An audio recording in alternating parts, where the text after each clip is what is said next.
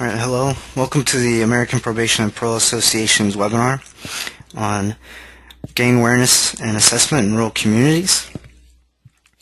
My name is Adam Matz. I've been a research associate with APPA since 2009, and with me will also be presenting Marianne Mott. Prior to APPA, I worked for the Administrative Office of the Courts of the Kentucky Court of Justice. I received my BS in Police Studies and my Master's in Correctional Juvenile Justice Studies from Eastern Kentucky University. I'm currently working on my doctorate in criminology at Indiana University of Pennsylvania. I have a variety of peer-reviewed publications, journals such as Youth Violence, Juvenile Justice, Juvenile and Family Court Journal, Criminal Justice and Behavior. Marianne has over 26 years of experience in community corrections, working as a probation and parole officer in both rural and urban communities. She holds a Master of Science degree in Corrections and Public Administration from Minnesota State University. The presentation is expected to last about 60 minutes, with 30 minutes remaining for questions. We encourage you to post questions in the chat during the presentation. That is a box on the bottom right of your panel. At the end, we'll try our best to answer as many of these questions as possible. There will also be a brief survey at the conclusion of the broadcast, so please complete that survey and feel free to make any additional comments as well. We'll use those comments to kind of better our future presentations. And then also please note that the webinar is being recorded and will be made available through the APPA website and also the APPA PSN dedicated website in the future. Contact information will be provided at the end if you'd like to follow up with the presenters or obtain a copy of the PowerPoint slides. And then finally, we want to thank the Bureau of Justice Assistance of the Department of Justice for their support of this training through the Project Safe Neighborhoods anti-gun, anti-gang initiatives.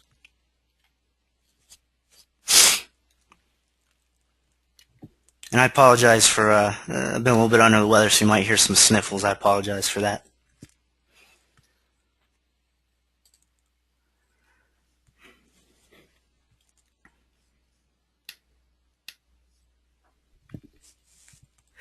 Project Safe Neighborhoods originated in 2001 under what was then President George W. Bush.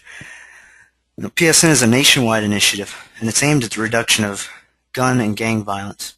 Now, it's heavily influenced by prior programs such as CompStat, Operation Ceasefire, and Exile. And it really originally was aimed at gun violence. However, it's sort of transitioned a bit over to more of a gang focus, but the gun emphasis is still there. Now, it's administered by the 94 U.S. District Attorney's offices. Now, APPA represents one of several training or technical assistance partners involved in this initiative. Today's webinar specifically concerns rural gangs.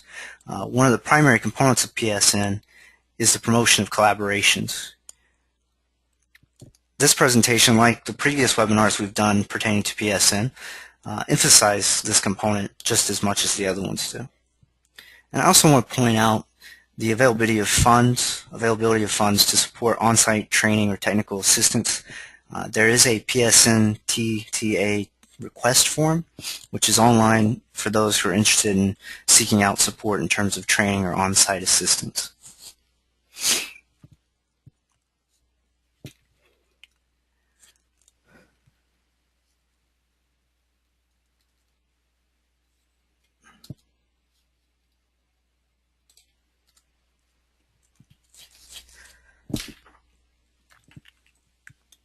And we have 4 general learning objectives we're going to try to address today. The first two, myself, I'll kind of run through the first half of the webinar and kind of cover the sort of the uncertainty of prevalence of gangs when it comes to rural communities versus urban communities, and then also sort of distinguishing some of the characteristics, the differences between gang members in urban versus rural jurisdictions. After that, Marianne will talk more about recognizing the need to include gang membership and risk assessment, and then also identifying strategies to help deal with this sort of problem if it's an issue for your particular community.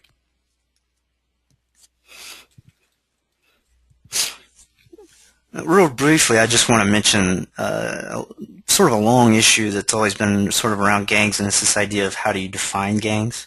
And this becomes a bit of an issue in terms of both on a practical sense of how you're sort of classifying crimes, and also from a research perspective in terms of how you're going to collect that data and how you're going to be able to generalize that information. So generally there's been a lot of different types of definitions, but you can kind of pick up on some common threads across many of these.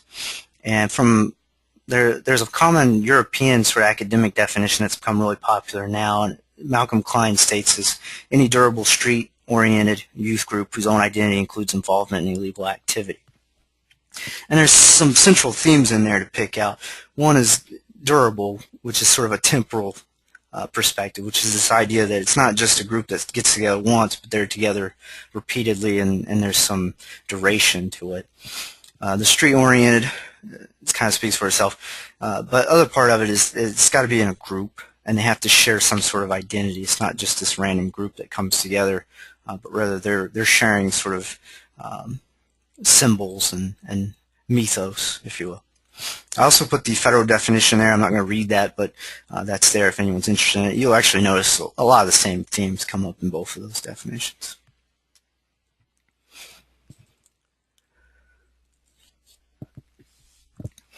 The National Youth Gang Survey, NYGS, I'll say for short, is conducted by the National Gang Center, NGC, and this has been collected since 1996. Now, the NGC estimates there are about 30,000 gangs, about 750,000 gang members. The findings from their survey indicate that gang-related homicides continue to increase, up about 10% from 2009 to 2010 for cities with populations greater than 100,000. Now, just to put that in perspective, Lexington, Kentucky, where CSG, where our headquarters is based, that city has a population of 140,000 folks, and it's considered a small city. It's definitely not a large city. So that increase clearly includes small cities. It doesn't include rural areas, but it does include small cities. Now, as Egley and Howe from NGC, as they report, homicides typically remain confined to your most dense areas, and that's not surprising. They also assert that gang members are unlikely to migrate to smaller areas, but they say if they do migrate, it's for social reasons, not for expansion of gang turf or lucrative gang markets. Now, something that's important to note about this information is that it's based on law enforcement perceptions. So the survey is of law enforcement agencies. Now, there's some research out there that's kind of shown that police perceptions of crime don't always match up with what the actual crime rates would tell us. But nonetheless, it seems relevant to sort of hypothesize that, gang issues are somewhat of an issue in rural areas, and there's some information to support that, even if it is a bit spotty. So a slightly alternative perspective to what NGC has produced is the National Gang Threat Assessment from the FBI. And in this particular assessment, they have a little bit higher rates, about 33,000 gangs and about 1.5 million gang members, so almost twice the number of gang members. However, in their survey, even though it's both of these surveys include law enforcement, this particular survey includes prison and motorcycle gangs in addition to street gangs. So the NYGS focuses only on street gangs. They do include youth and adult, but they're a little slightly different focus, which might account for a little bit of discrepancy in their numbers, even though they're both serving police agencies. The main thing that's different between them, though, is how they sort of characterize what's going on in rural areas. The gang threat assessment makes this contention that gangs are actually expanding into all regions, and they say it is mostly due to this sort of idea of migration and trying to get to lucrative gun and drug markets. So there's a little bit of disparity there in the literature that's available.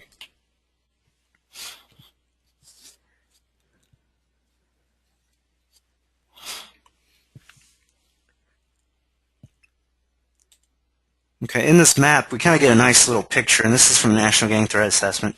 This is by county, and it shows you basically estimates of the number of gang members across the nation. Now, obviously, you see a lot of red places, and you know immediately there's big urban cities there.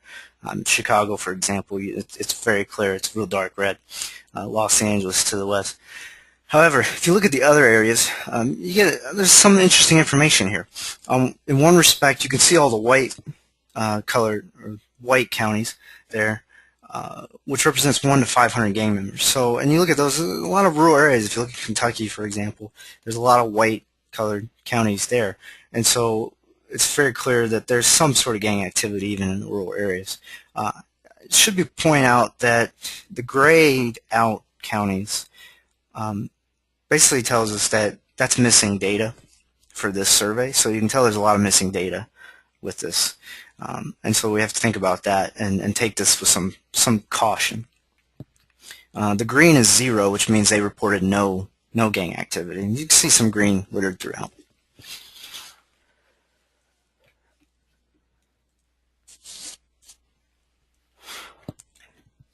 Now the question kind of becomes, how do you tell if there's a problem?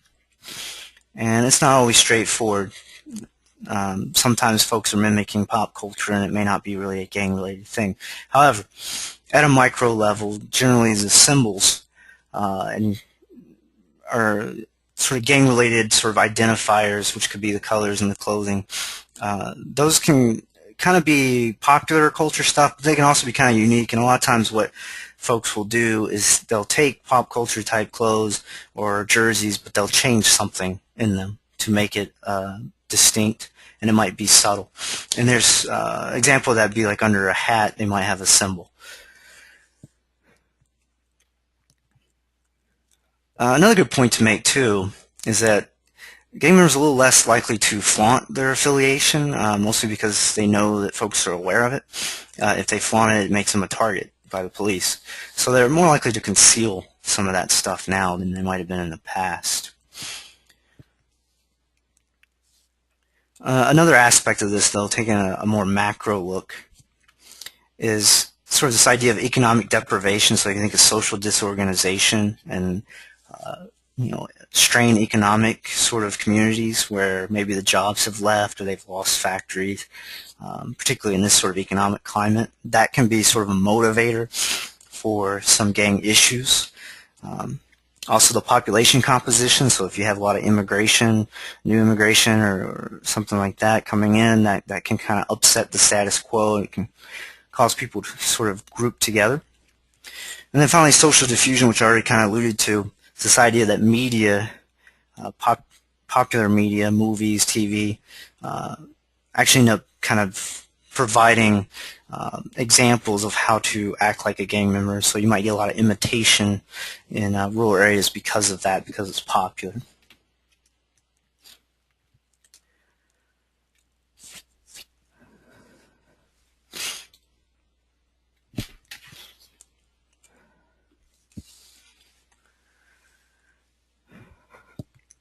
Okay, it is common knowledge that much of the criminological literature, it tends to have an urban bias, with typically rural criminology, rural crime, receiving considerably less attention, and there's different reasons for that. And you can really say the same thing about rural gangs and gang members on this topic as well. Perhaps on some grounds you might be able to justify this in the sense that it's a smaller number of gangs, fewer gang members. There's this perception that maybe they're not really dangerous, that they're wannabe gangs, and it's just generally not a real problem. However, and as we see from the data from those national surveys, it's not really that clear-cut. We really don't know necessarily what's going on in rural areas, and there is an issue of what you call the dark figure of crime, which is this crime that goes undetected. And if there's anywhere that crime's going to go undetected, rural areas is probably a good place for it to happen. Obviously, police coverage is very low in rural communities. And you might only have a few officers in some of these very rural counties, particularly in Kentucky.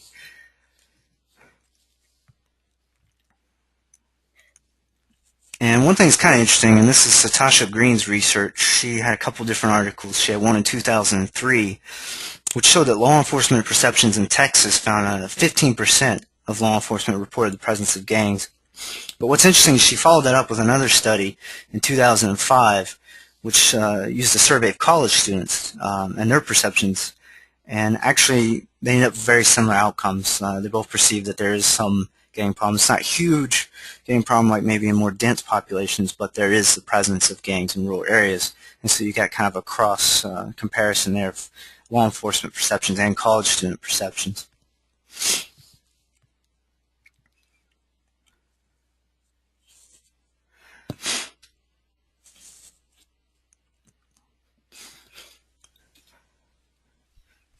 So you can kind of make a bit of a urban and rural gang profile, if you will.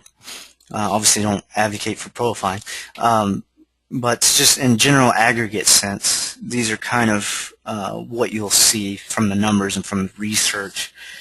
You're typically going to find that urban gang members are going to be youthful and young adults, so they're going to be usually 14 to 24.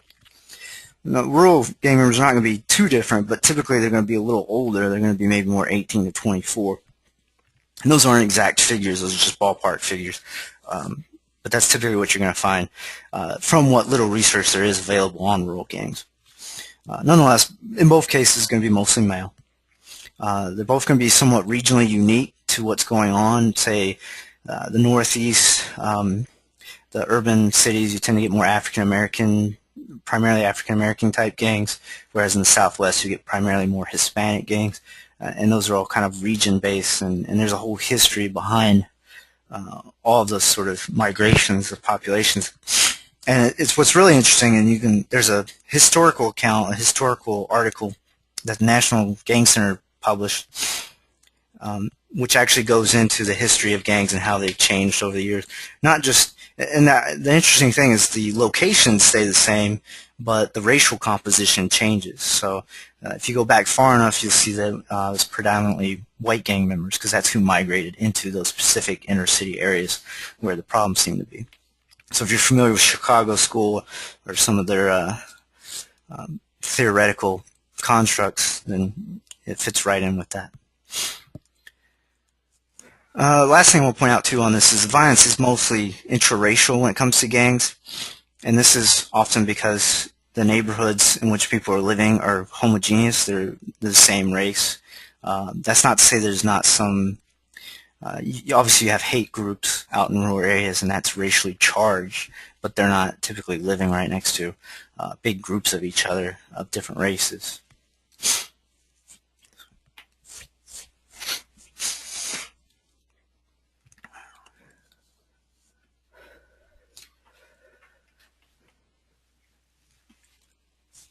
Something that's kind of useful here, I think, to give a nice backdrop is the fact that urban and rural communities, they're clearly different.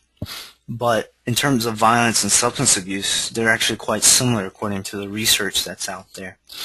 And there's some information here also about rural areas tend to be a little more religious. They're really reliant on kin networks, so it's all about family relationships. And all that has to do with their isolation. Obviously, they're not exposed to as many people, so there's a physical proximity to this. Goodrum et al.'s research was interesting, and that was conducted in Kentucky. And this one didn't find any significant differences between urban and rural residents, folks' backgrounds in terms of substance use or violence. These were folks that were incarcerated. So in other words, the incarcerated men that they looked at in Kentucky, if they had Appalachian background, they weren't significantly different from those with an urban background, at least not in Kentucky.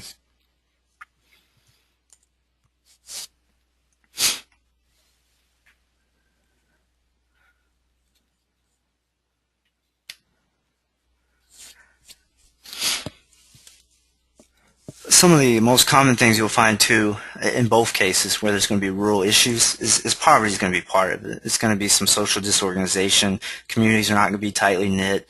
Social controls will be kind of weak, and there won't be potentially a lot of activities for those type of youth, at least not pro-social activities for them to engage in. It's sort of interesting that the frequency of carrying firearms is actually similar in both areas. Alcohol, tobacco, and drug use, as the Kentucky study noted, is actually pretty much the same or similar. And we already mentioned rural gangs being mostly white.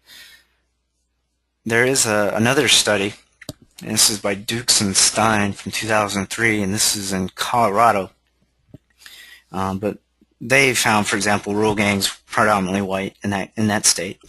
They also found rural male youth were slightly more likely to report being worse off in terms of their bonding with school, use of drugs, use of hard drugs, and then also the possession of guns and other weapons. And then what's kind of interesting too is in their study they found 34% of the gang members were young women in the rural areas compared to 39% in the urban areas, and that's high in both cases in terms of female gang members. It might be higher than most would expect. But it's kind of interesting that the females, they're less likely to be involved in delinquency or drug abuse than the males. So they're not as delinquent, you could say, as the male gang members. And then from an interesting perspective, one researcher named C.A.R.E posits the liberation hypothesis, which indicates that some of the females, they get self-esteem from being in the gang. So it creates an opportunity for them to kind of elevate their social status. Obviously, this sort of depends on how they're involved in the gang. So whether or not they're sort of auxiliary or if they're their own gang.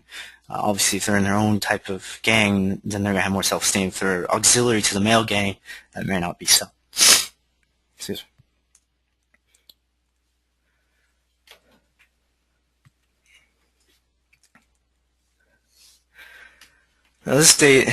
This particular data that's reported by Evans et al. It's a little bit dated from 1999. Unfortunately, there's just simply not a lot of research when it comes to rural gangs. In fact, I only see really a handful of really good articles. But anyway, they did not find any significant difference in terms of emotional stability, life satisfaction, school support, school concerns, peer concerns, and then also family communication. So they didn't find a big issue, a big difference between urban and rural on those factors. This example comes from Nevada. This kind of goes with the other one too, in the sense that rural female gang members, they were more involved in school, and they had higher levels of emotional stability than, say, your urban female gang members. Some of that you might be able to attribute to protective factors in those communities. Young rural male gang members were more involved in physical fights, and then rural gang youth were more likely to be living with both biological parents, so they seems to be a little bit of an advantage from that perspective for rural youth. The other interesting thing is that urban youth were more likely to have friends who were gang members than the rural youth, and they're also more concerned about their safety in the schools and community. So the urban youth are more concerned about their own safety than the rural youth.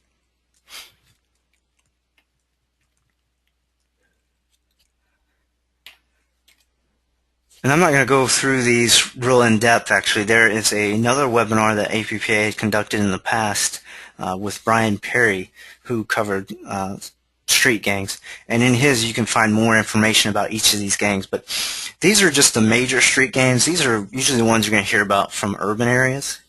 Now, in some of the research that we've done at APPA, when we looked at an urban area in the Southwest, what we found is actually there'll be tons of street gang names, and they'll be all based on different streets. And they might have different affiliations with each other, but it's not quite as clear-cut. But these are clearly the big ones from a national perspective that are going to pop out, and they're going to have a lot of force behind them.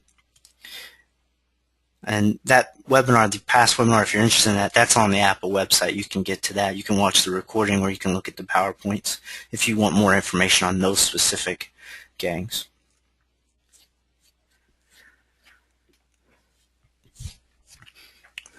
Now, I just want to spend a little bit of time going through a case study that we found that was very interesting, and it has to do with a mostly rural location that had a gang problem for a little bit.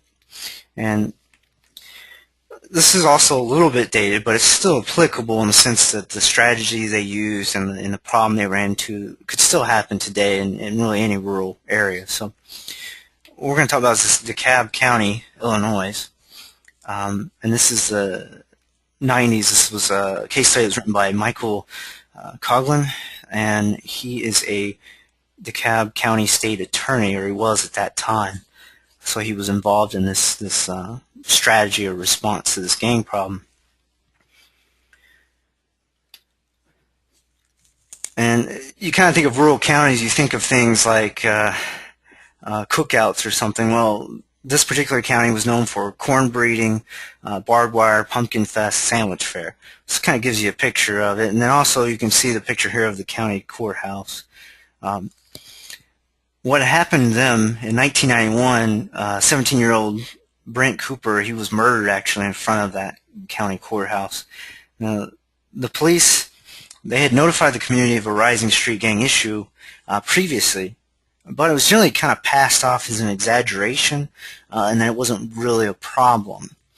And then there was some documentation here that from 1991 to 1996, there was 4 crack houses, 3 drive-by shootings, 2 gang retaliation murders, and then police sweeps led to the arrest of 25 gang members. Now, in terms of aggregate numbers compared to urban areas, that may not sound like much, but if you're talking a small community, that could be a really big deal. And it is important in the sense that obviously there were several people who did get murdered. Just to give some characteristics here of this county, it's a small population, 80,000. So when we looked in that survey looking at locations of higher than 100,000, this wouldn't be in there. So the population of 80,000, there's only 2,000 criminal cases, about 2,000 criminal cases per year. That's less than 3% of the population. In fact, even less than that if you count for reoffending individuals. So you're looking at no more than 3% of the population that's criminally active in an area. Now, even less than that, less than 3% of all that is gang-related, according to their numbers and their definitions, which is actually pretty broadly defined. In fact, in their case, pretty much any crime that involved an identifiable gang member was considered a gang crime. It doesn't mean it's necessarily gang-motivated, though. What's interesting is about 400 gang-affiliated individuals, and only 75 of them were active, and they're mostly from 5 specific street gangs. And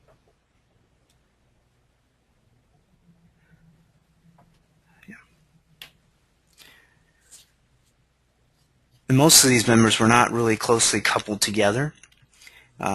They were kind of loosely coupled. They weren't from the same gang. In fact, some of them had migrated basically from the urban areas, so Chicago, to try to get away from the gangs.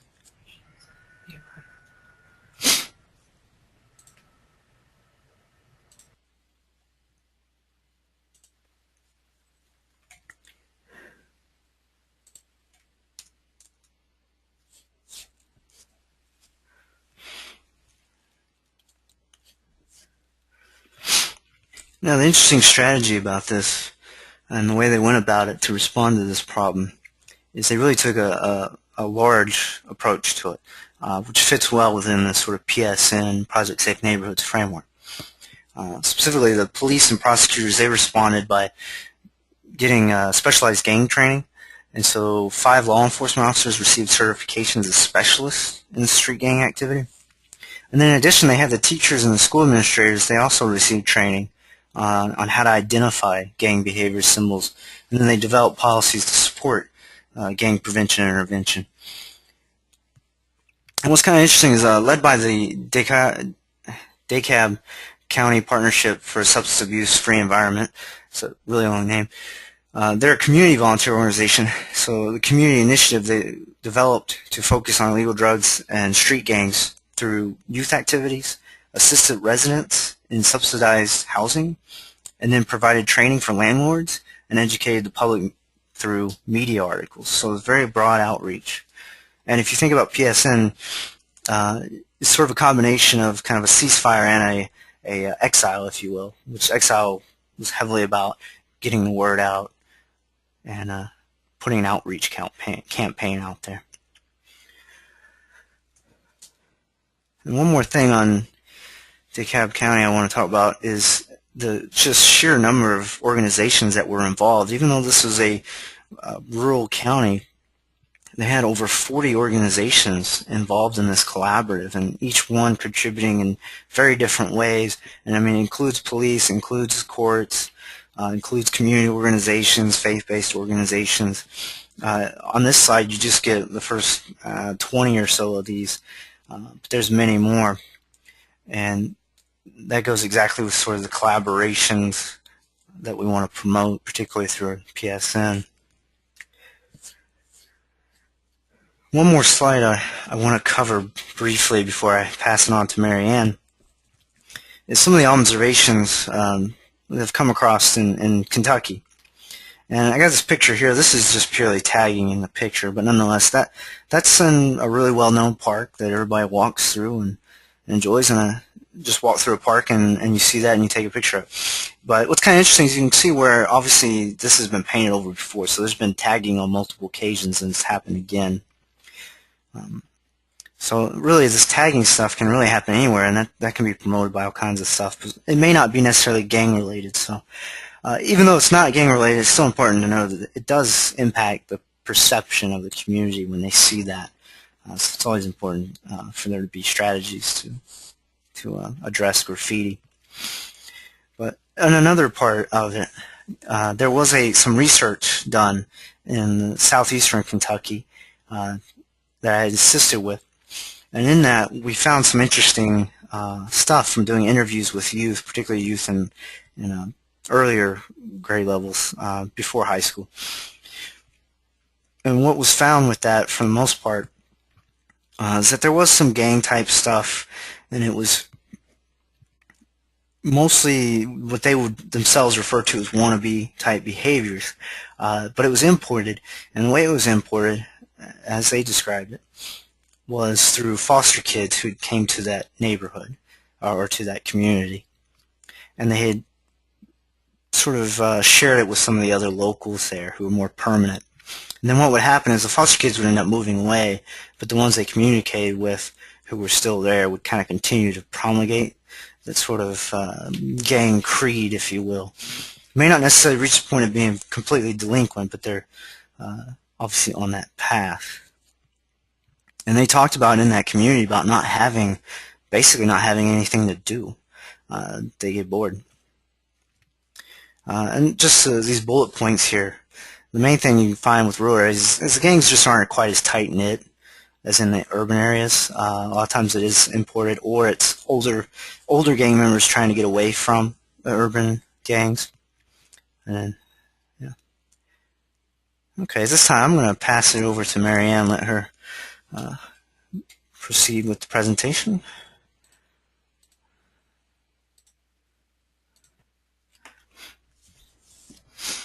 Hopefully, Mary Ann, you can hear me, or you can talk now. Yeah. Thank you, Adam. Thank you. Victim and offender overlap. The reality is many gang members are victims or witness other victimizations. And they are a part of a subculture where violence is not only tolerated, but accepted and even encouraged. And it is a means of survival within that environment. It has been documented that a strong overlap exists between perpetrators and victims of crime. And it is important to note that former victims are more likely to be victimized in the future than non-victims. And in many cases, offenders are also former victims. And as a practitioner, most practitioners are aware of this dynamic.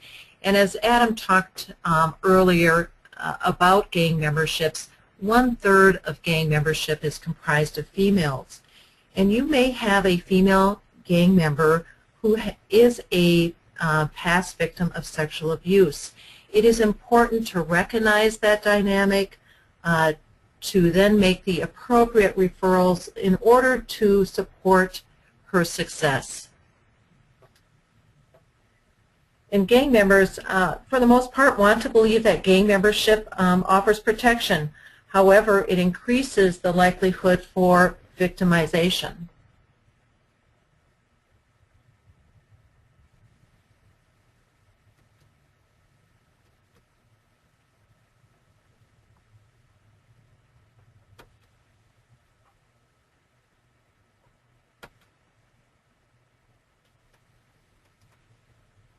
Adam, I'm having difficulties moving the slide. It doesn't seem to be moving. Let's see.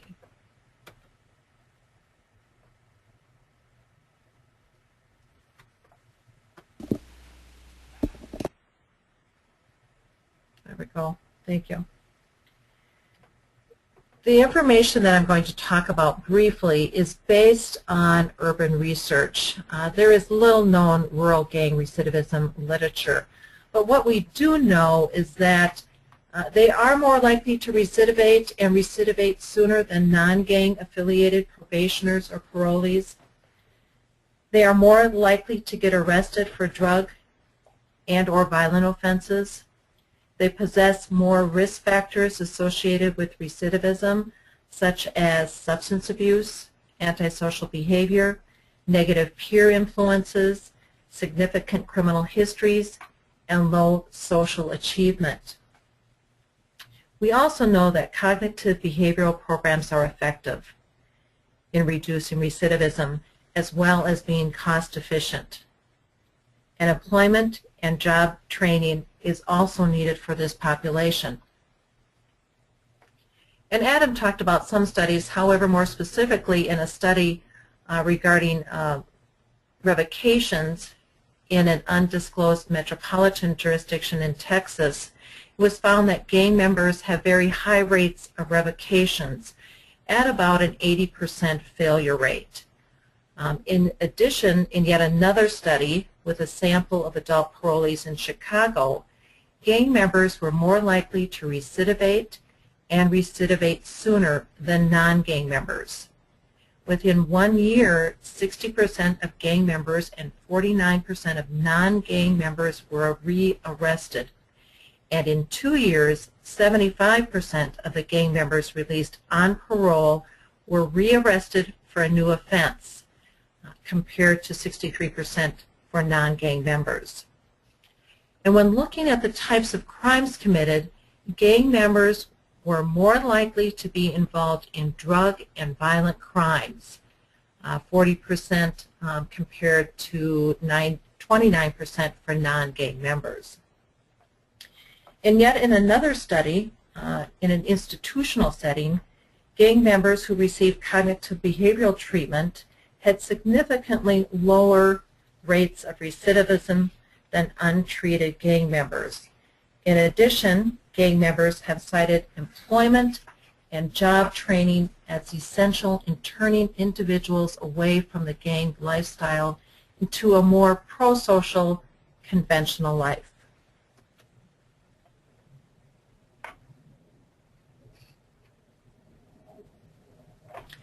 Not every individual identified as gang affiliated is, in fact, dangerous or at high risk to reoffend.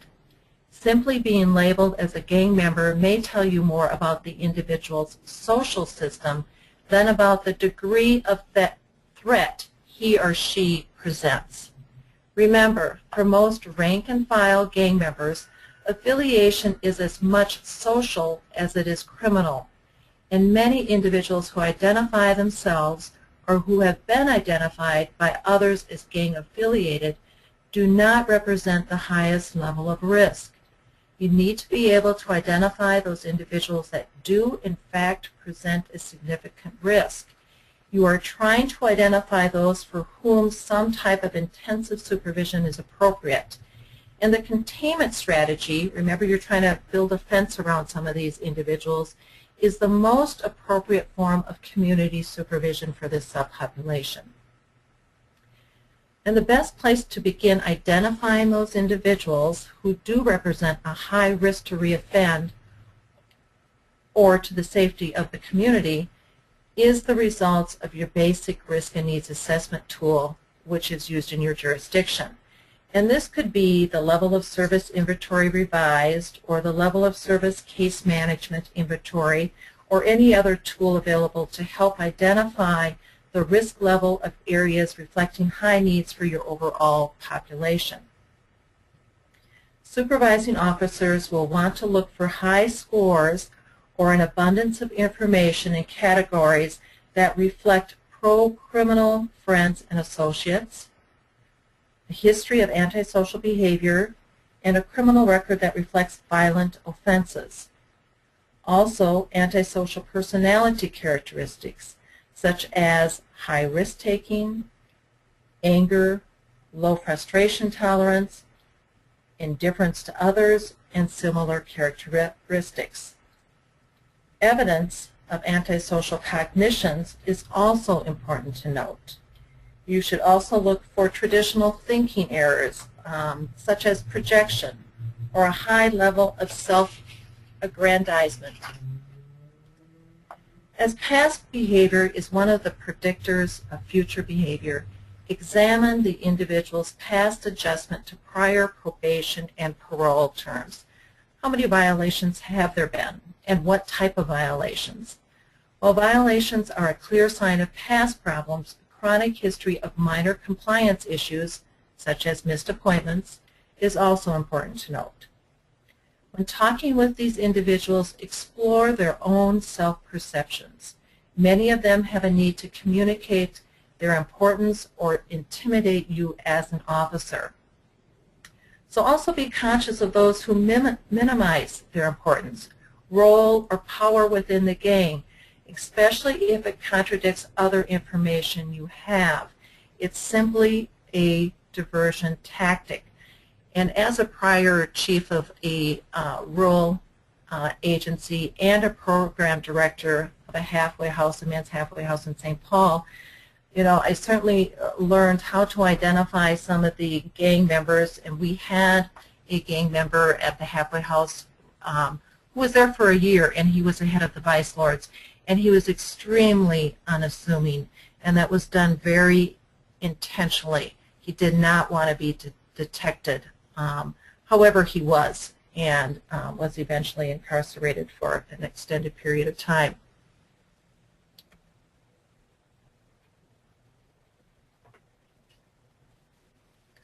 So when trying to identify who among your gang-affiliated offenders represents the highest risk to community safety and the highest risk to reoffend, law enforcement officials are a critical source of information available to you as the supervision agent beyond the traditional probation and parole systems.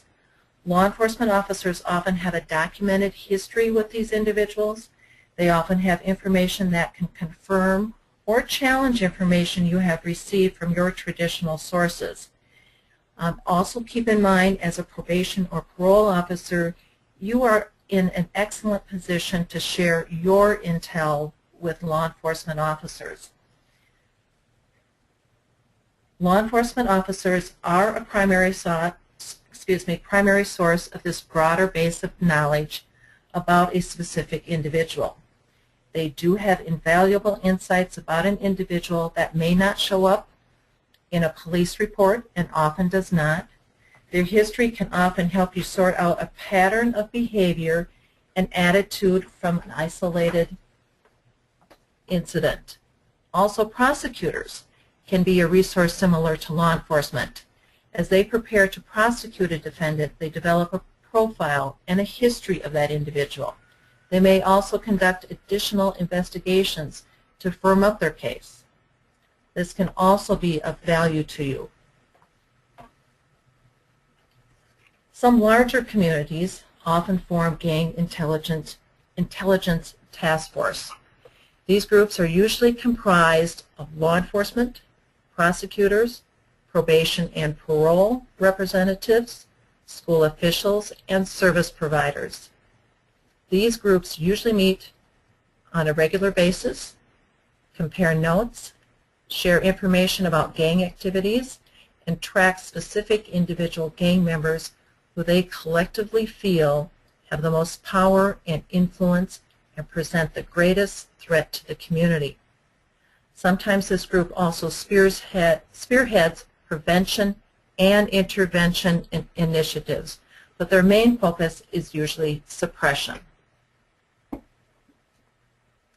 In communities with several different gangs in place, a few are usually more dominant, and their members represent the greatest threats. This is, and there is often competition for power and turf and a share of the business enterprises undertaken by the gangs. This competition can generate violence as each group seeks to dominate, and these confrontations often lead to a cycle of retaliation since neither group wants to be seen as allowing themselves to be disrespected or challenged.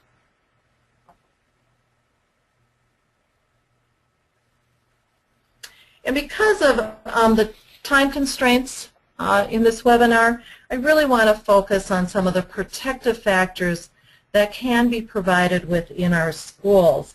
And this certainly doesn't alleviate, or disregard other protective factors, including home and community. So when we're looking at the protective factors that schools can provide, there's a number of things they can provide. Building relationships with each student and acting as positive role models. School leadership, which communicates to staff, students, and parents that schools are neutral grounds and that gang, drug, and weapon activities will not be tolerated and will receive a priority response. Applying discipline as soon as an infraction has been identified.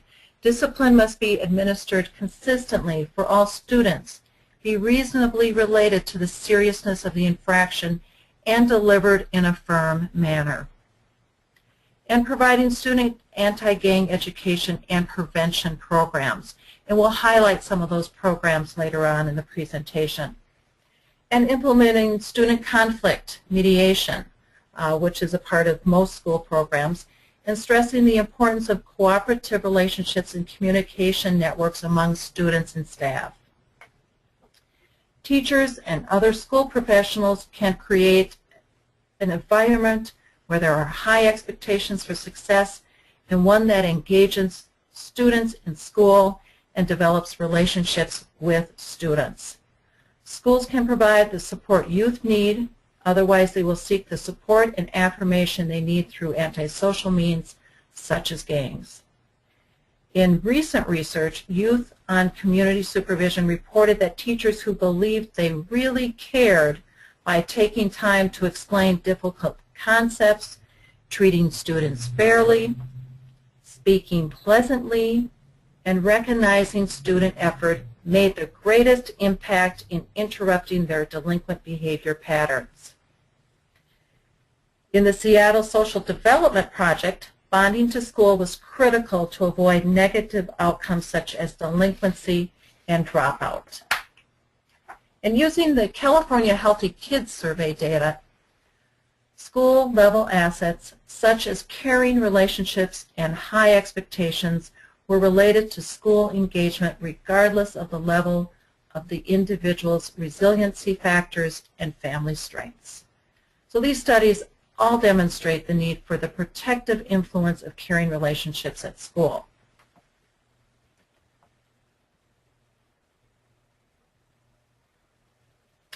And recommendations for rural communities. There's 3 of them: community assets, multi-agency coalitions, task force, targeting prevention, and strategic planning. And what that includes is identifying real issues facing local youth, establishing goals that target risk and protective processes, collaborating with local stakeholders, tailoring program plans to build protective processes that do not exist, such as recreational activities in a community. You've all heard of midnight basketball. And involving the targeted audience in program design and implementation, and creating early intervention programs, and evaluating the program effectiveness.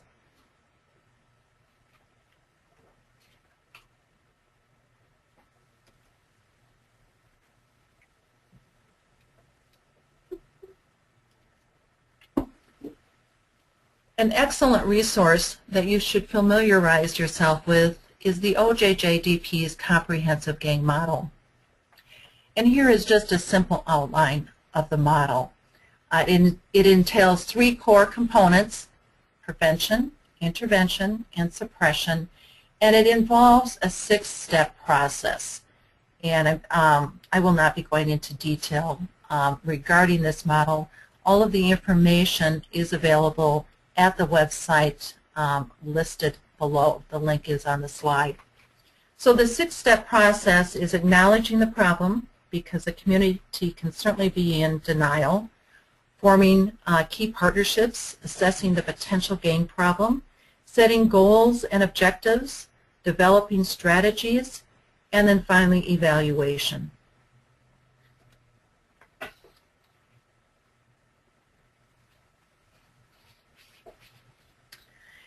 And although these responses are primarily designed for urban areas, they certainly can be tailored and adjusted for the rural setting.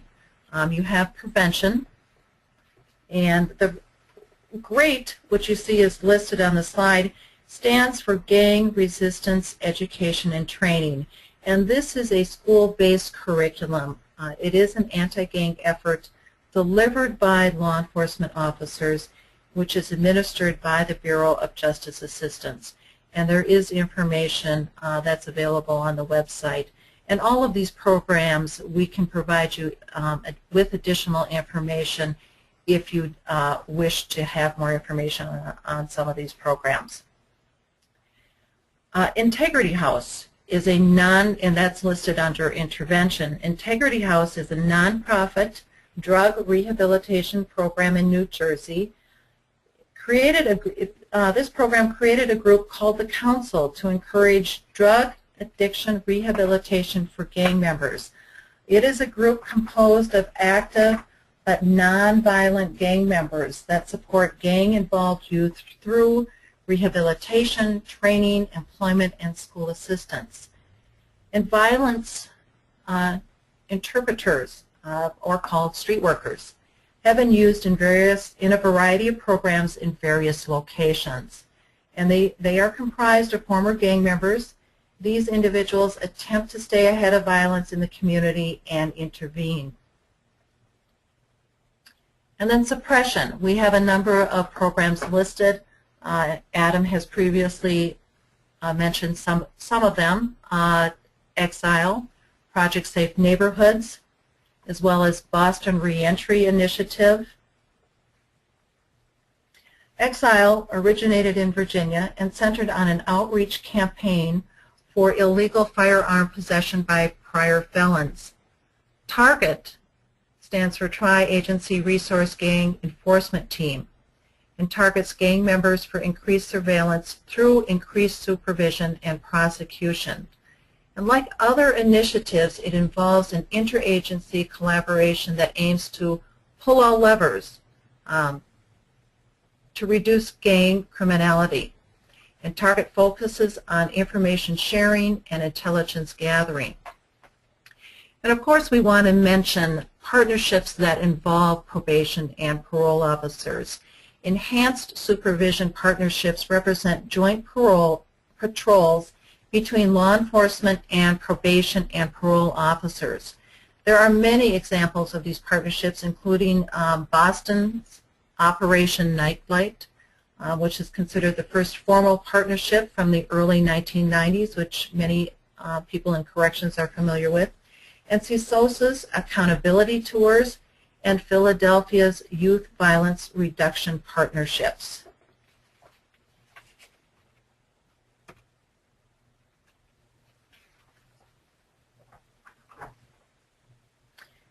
And the C.A.R.E model. And this model is on the Center for Problem-Oriented Policing's website, and we can provide that link as well. It has 4 components that have been identified. The first one is scanning, and this is identifying reoccurring problems of concern to the public and the police. It also involves identifying the consequences of the problem for the community and the police, prioritizing those problems, developing broad goals, confirming that the problem exists, and determining how frequently the problem occurs and how long it has been taking place. And finally, selecting problems for closer examination. The second component is analysis. You're identifying and understanding the events and conditions that precede and accompany the problem, and identifying relevant data to be collected. You're researching what is known about the problem type. You're taking an inventory of how the problem is currently addressed and the strengths and limitations of the current response. You're narrowing the scope of the problem as specifically as possible. You're identifying a variety of resources that may be of assistance in developing a deeper understanding of the problem. And you're developing a working hypothesis about why the problem is occurring in your community. And the response. You're brainstorming for new interventions, searching for what other communities with similar problems have done, choosing among the alternative interventions, outlining a response plan, and identifying responsible parties. Also stating the specific objectives for the response plan. And finally, carrying out the planned activities.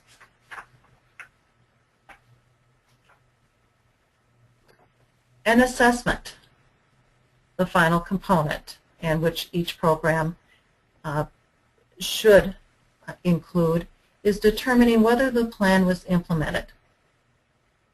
So a process evaluation, and collecting pre- and post-response qualitative and quantitative data. Determining whether broad goals and specific objectives were obtained. Identifying any new strategies needed to augment the original plan, and conducting ongoing assessment to ensure continued effectiveness. And I'm going to turn it over to Adam to conclude.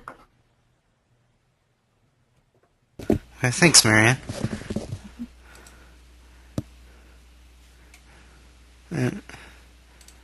Yeah, great job explaining all of that so far up to that point, so I appreciate that.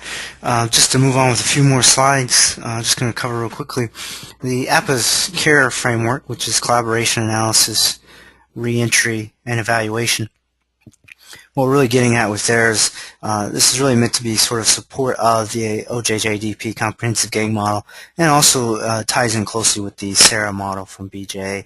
And the C.A.R.E model does have more of a policing bent to it, so our focus with the APPA C.A.R.E model is kind of put the emphasis a little more on the reentry, the later part of the justice process, as opposed to what some of the other ones provide, which a lot of times are heavily focused on prevention or suppression. This report actually, which I just put up on the screen, you can find this on the APPA website. Also, we have the APPA PSN dedicated website that has this document as well as several documents related to it, and also other literature that's really related as well. So feel free to get on our website and check that out. I won't go through too much on each of those components, but I will say that one of the things we try to put a lot of emphasis on, in addition to putting more emphasis on the back end of the justice process, is also emphasizing collaboration, which some of the other ones don't quite emphasize it, but they do mention it. So a little bit more of an emphasis there as well. Now, before I finish up, I do want to talk a little bit about one PSN program that's demonstrated some success, and even though it's urban and it's in Chicago, I think there's still some themes that might be applicable to rural jurisdictions in terms of the strategies that were used. Now, obviously, there's other issues to worry about depending on what population you're trying to serve, and I'll give you an example of where it could go wrong for you too. But just to cover real briefly, I want to talk a little bit about the Chicago PSN program, and this is from work done by Papa Cristo and colleagues. This is from an article in 2007. And if you're interested in the citation or anything, I'm happy to share any citations in this presentation with you if that's of interest. So to talk about the Chicago PSN just a little bit, the operation began in 2002, and it had 4 intervention strategies. The first one was offender notification forms. The second one was aggressive federal prosecution for felons possessing firearms, which is pretty much an exile type thing, and then lengthy sentences associated with federal prosecution, and then multi-agency gun recoveries.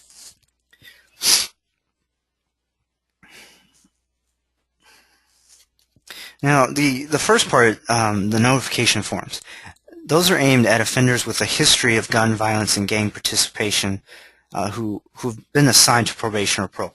And they have meetings that occur twice a month. And these were designed to stress to offenders or probationers, parolees, consequences of possessing a firearm while also offering alternatives to help them desist from criminality. These forums lasted approximately 1 hour, and they were divided into 3 components. So during the first 15 or 20 minutes or so, representatives from the local, state, and federal agencies, they would discuss the PSN initiative, gun laws, and increased enforcement in specific sort of targeted areas, so kind of getting at a deterrence model there. However, the second part of the meetings, really it's the third component, but the second part of the meeting, comprised of about 15 minutes in which the probation or parolee, rephrase. The last 15 minutes would be actually an ex-offender working in the community. So in other words, a violence interrupter or a street worker. And they would discuss sort of the local intervention programs and sort of their personal experience and how they desisted from being involved in the gang and being involved in criminality. And there's a lot of different names for those folks, sometimes called intervention workers, violence interrupters, street workers. It kind of depends on where you're at, but typically those are former offenders that they're using to do that. The other part, though, too, to mention with that specifically is this idea of giving offenders, probation or parolees, contacts to community service programs that they might need. So it's trying to give them both the deterrence message but also a helping message. So here's sort of the services that are here for you. What they would do in these meetings is they'd also have service providers at the meetings to talk to folks and try to get them involved in job training or temporary living or substance abuse treatment, mentoring, GED if that's what they needed, and so forth. Even behavior counseling, it could be anger management, a lot of different resources. And that one of the issues that's going to happen in rural communities versus urban communities, you may not have all those services available to you to take advantage of. In fact, even in some of the most disadvantaged urban neighborhoods, they don't have all these services that they need.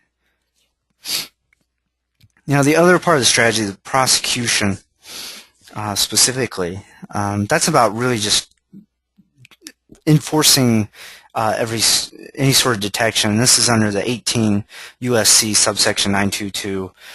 In fact, you can find a link on the website that'll tell you what that is about the increased penalties for felons possessing a firearm. And the whole point of that is it goes to federal jurisdiction and they punish harshly.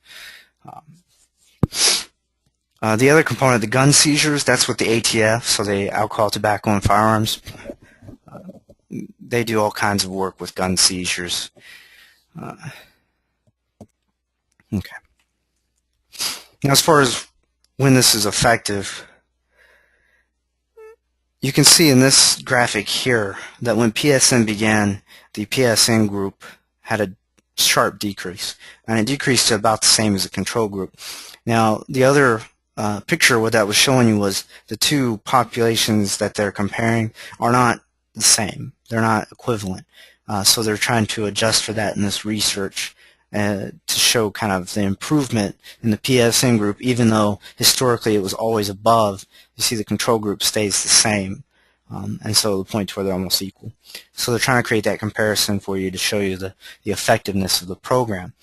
Now, what's more interesting about this program is which parts of it were found to be significant and to have a real impact. And the offender notification meetings were by far the most important aspect of this PSN program. Unfortunately, while it provides sanctions, awareness of sanctions, the deterrence, and also provides services, an opportunity for services, it can't differentiate which one of those approaches had the bigger impact.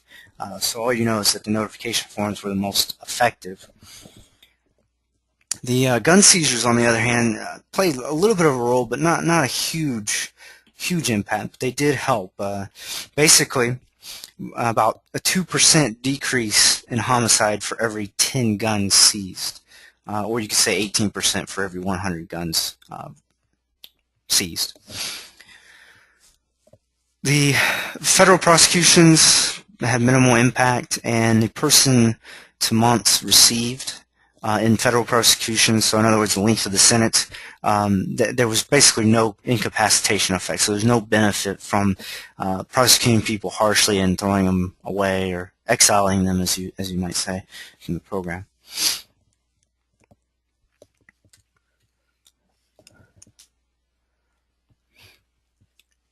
Okay. One other thing I'll say before I talk about the APPA website there is one example of where you can take a ceasefire approach and it may not work so well. And the example is Pittsburgh's One Vision, One Life program. There was research done just recently. And what they found was in Pittsburgh, their gangs were not that tightly knit.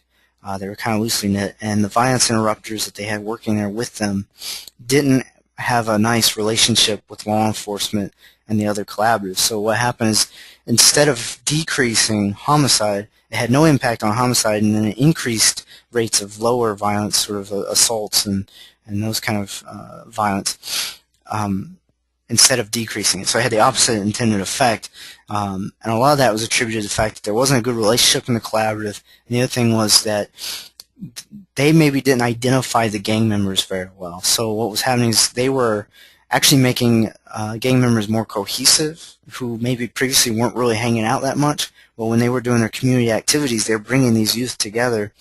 The violence interrupters are bringing these youth together and actually creating more cohesion instead of less cohesion for the gang. So you always have to, the violence interrupters, and there's some literature on this, you have to kind of walk a fine line with that and be very careful and sensitive to it, because it can work really well, but it can also it can backfire. It has the potential to backfire on you. So that's just something to keep in mind. And particularly in rural areas, if you're not able to identify the gang members very well, the last thing you want to do is actually increase cohesion for gang members or increase the notoriety of the gang. You don't want to make them popular at all. Just a couple things here, though, to move on. The APPA website, we have all kinds of resources on there. So I encourage you to go on there and check out that website. Go to the resources page. Also at the bottom left, you'll find there are other related web pages. So the PSM web page is on there. You can click that and go there. Also, if you're already a APPA member, then obviously we thank you and we appreciate your support. And if you're not, we hope you'll consider becoming a member. We have 2 biannual institutes, training institutes, with a variety of great workshops. And let's see, I think we're ready to move on to questions and answers. And Marianne and I will kind of just tag team the questions and answers, actually. So I'm going to go ahead and make this both live. So Marianne, you should be able to talk now as well. Okay. Yeah. And let's see if we got any questions to run with.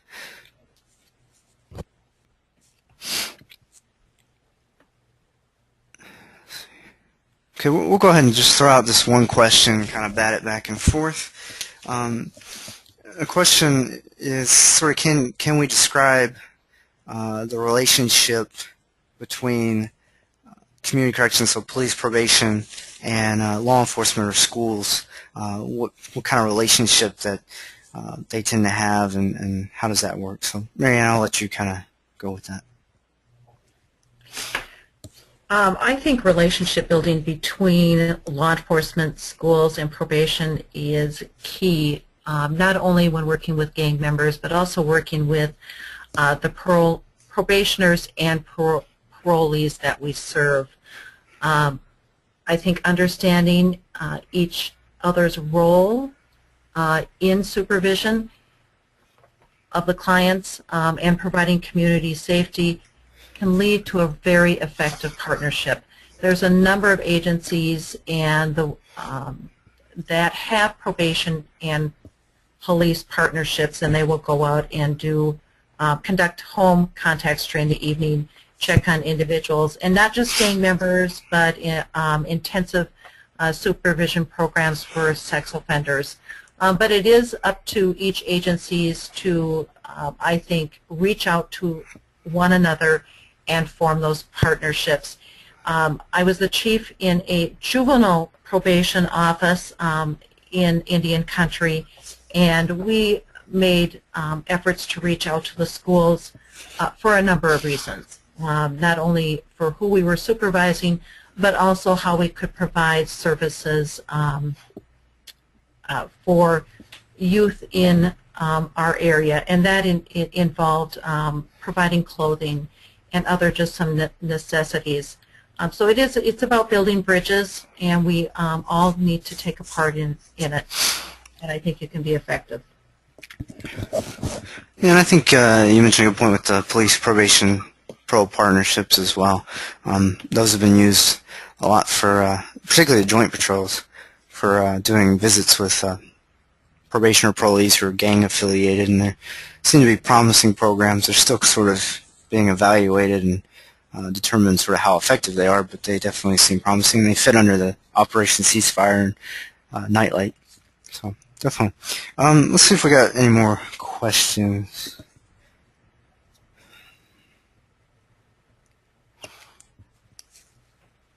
Okay, how about this one?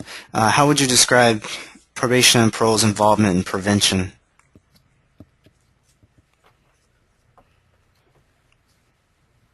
I think that's an area that we have not done our best work. I think we sometimes are lacking in having a strong role in prevention. I think as a probation officer, certainly when I was working in rural Minnesota, we went to various meetings such as Kiwanis, Knights of Columbus, anything that, those type of organizations that are within your community, and we would then conduct presentations and talk about preventive measures. So you certainly can begin doing that within your community, but it has been a focus that we haven't always expended our energies on, but it is much needed. Okay, good. Yeah, I don't think I can add to that, so I'll just keep asking questions. Let's see. We have another question here. This one appears to be, what has the most impact in or on recidivism? And you can take first stab at it. That's kind of a loaded question. There's a great deal of research out there that talks about employment being key, as well as treatment. So I think really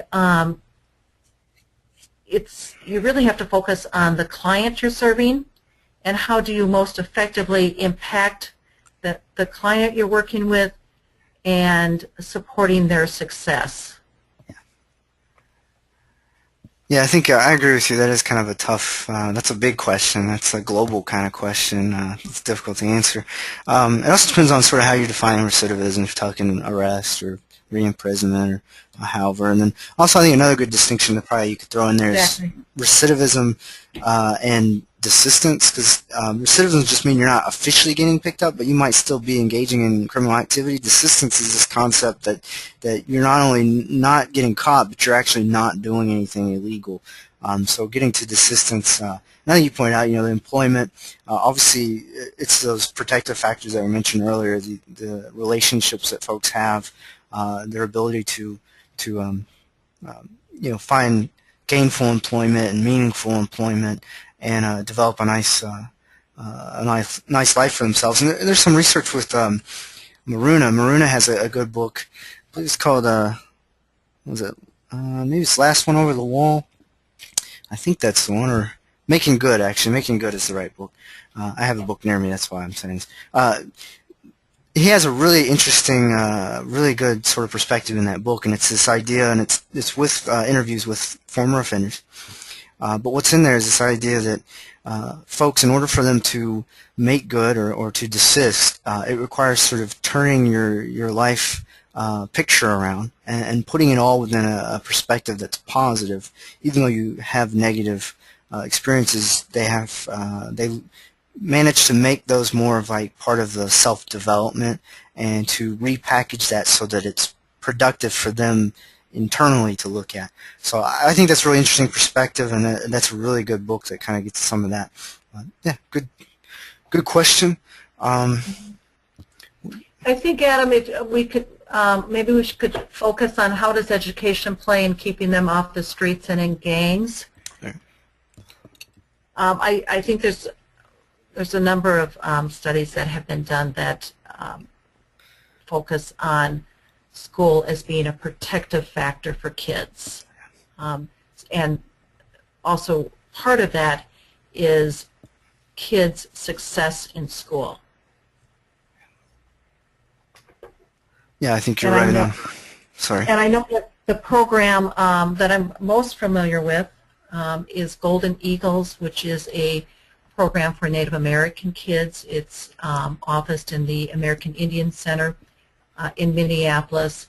One of their primary focuses is helping individuals become successful in school and have the hope that is associated with that success, and that it plays into their future goals and achievements, as well as the need for recreational activities. One of Minnesota's one of the goals that they're talking about within our education system here, and I have a brother who's a superintendent and a sister who teaches, so I know the importance that education plays within our communities, is having a 100% graduation rate in Minnesota by the year 2027. And also that helping young individuals be successful. Yeah, I think the next question follows up with that, and you could probably speak to it too. The question is there a big difference between 8th grade and high school? What about college? Does this impact recidivism or lower recidivism? I'm not sure what she means between 8th grade and 9th grade, other than, 8th grade is, at least here in Minnesota, that's where middle school ends and high school begins then in 9th grade, although in some school districts it's different. 9th grade can still be part of middle school. I think we can follow up with perhaps some more details to the question. Okay. If the participant wants to email you. I'm not sure exactly how to respond. Yeah, sure. Let me see if I can think about it just a little bit. I don't know, if we're talking sort of the hot ages is sort of 14 to 24 for gangs. So I'm trying to think what grade level is 14. Do you know? It can be 8th or 9th grade, depending on the age of the student. Okay.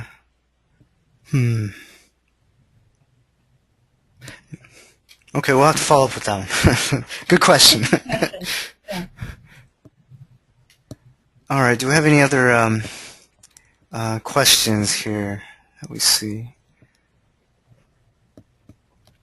Just to repeat too, my email address is on this slide here if anyone wants to send additional questions or you have any sort of comments. Or if you want a copy of the PowerPoint slides, feel free to go ahead and shoot me an email, and I'll get that sent to you. I don't think we really have any other big substantive questions to deal with, so I think we could probably go ahead and stop the presentation here and thank everybody, thank everyone who's helped conduct the PowerPoint webinar, and then also I want to thank all the audience for showing up and listening to us. So, appreciate it. All right. Thank you.